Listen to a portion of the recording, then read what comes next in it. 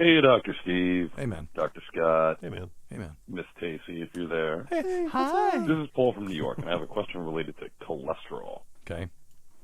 I'm a volunteer firefighter and Excellent. on Long Island, and we're given physicals each year, so I don't really go to a general practitioner. Okay. I'm 43 years old, and our physicals are pretty in-depth, and they do blood work and send us the results of the blood work after the fact. Okay. And for 2 years in a row, it has shown my cholesterol as being high.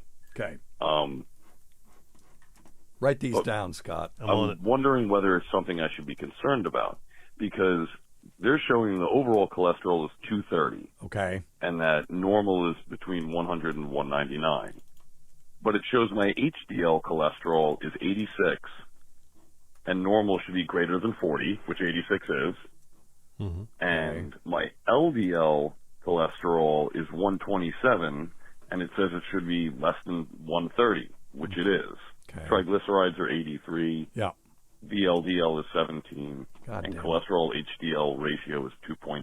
Did you get all those? No, All of those numbers fall triglycerides. within the proper range, and yet the overall is 230, and they say it's high. Yeah. Is this something that I should have looked into, or that I should go to a primary care physician about, or is it something that I shouldn't be concerned about? Okay. Thanks a lot. So, all right, Scott, I'm going to put this through a Framingham calculator. Okay. Did he say how old he was? Yeah, 48. He's 48. Okay, good deal. Thank you. So, 48. And his HDL was what? 86. 86. And his total cholesterol? 230. 230. And he didn't say if he's on blood pressure medicine. I'm assuming he is Probably not. So I'll do 120. And I'm assuming he does not smoke. He didn't say that either. Well, he's a fireman, so he's probably pretty active. Pretty, Yeah. you know, Okay. And I'm going to say he doesn't have diabetes. So let me see. No to that. So his 10-year risk of cardiovascular disease with these numbers is 4.7%. Now, let's see what the normal is for a 48. I don't like this calculator. This calculator can kiss my ass. Let me find. Okay, we said 4.7, right? Mm-hmm. Yeah, Omni calculators. I don't like that one. Framingham cardiac risk calculator.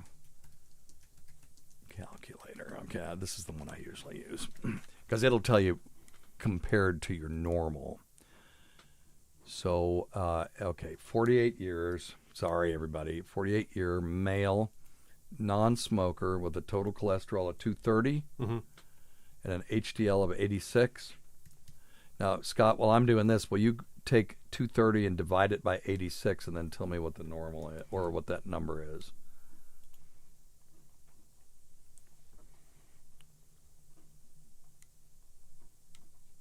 Is it really taking that long? Well, goddamn, I got to open my fucking phone. Okay. Jesus Christ. That's fine. Echo, what's 2.6. Okay, thank you. Hell, fucking fire. Well, I'm not sure. so this calculator, this is why I like this one. But it just calm. Oh, he's a non-smoker though. Okay. So this calculator is calculating him at 2.7%. The average for a 48-year-old is 8%. So the reason for that is, even though his total cholesterol is elevated, his good cholesterol is very high. And his risk ratio, what did you say, 2.67 Yep. is below 3. So anyone with a risk ratio of 3 or below actually is felt to have a decreased risk of cardiac events, even though their total cholesterol may be elevated. All right? Right on. All right. So, in other words, those numbers are not bad. Right. No, I mean, Especially if his diet's pretty good. yeah. So this is predicated on him being a non-smoker Right. without hypertension. Now, Yep. if he is a smoker, his risk is exactly equal to the average 10-year, and you want it to be below average. So in that case, bringing his total cholesterol down to like 180 would decrease him back to 4.7. Mm-hmm. Okay, so if he's going to smoke, he's got to get that total cholesterol down. Mm-hmm. But if he is a non-smoker and doesn't have high blood pressure, then he's actually in pretty good shape. Yeah. All right. Yeah, can we talk about just some options if he wants to try to get the number down just yes, a little bit? Yes, of course. We should discuss that. Natural options if it's dietary. Mm-hmm. Certainly changing his foods. And, there's been a lot of new research. Maybe we'll talk about it next week on the show about red meat. We always say we're going to. No, I'll make a note. I Okay. swear I'll make a note about red meat and the problems it does cause eating red meat over time. Yeah. And also, but if you have, and we've talked about this, but it's been a long time, but one way that may help lower your serum cholesterol is blood donation. If you can be a blood donor, there has been research on that. And certainly exercise can help lower your cholesterol, which he probably does as a fireman. Yep. And maybe just genetically he's supposed to have a slightly higher than 200 level of cholesterol. Yep. Yeah, possibly. Yep. I mean, he may have blue eyes and not brown eyes, or maybe 6 foot. Well, four, people not 6 foot. One. One of the reasons they looked at the Mediterranean diet was because people were eating more stuff than people thought that they should. Certain people thought that they should, and they still had low cardiovascular mortality. Mm-hmm. And so, but they found that olive oil, these monounsaturated fats, are actually pretty good for you. So, donating blood regularly can lower your cholesterol and triglyceride levels. Mm-hmm. And the other thing is what I always told people was increasing soluble fiber. Mm-hmm. So getting some citrusel, maybe drinking no more than 4 ounces of red wine. And if you're a teetotaler, I wouldn't tell someone who's sober to drink. No. But you could drink 4 ounces of red grape juice because it's got the same stuff in it. Exercising.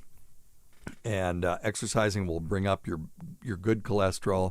It may decrease your bad cholesterol, but it definitely will improve your risk ratio.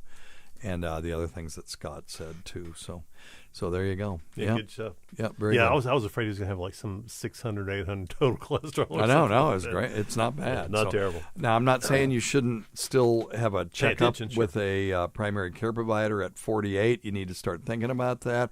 And really, at 48, you're overdue for your first colonoscopy. Woo-hoo! So definitely get a primary care provider. But bring those levels with you. Find a Framingham risk calculator, put in your actual numbers, whether you're a smoker or not, and print that out and take it with you to your visit, okay?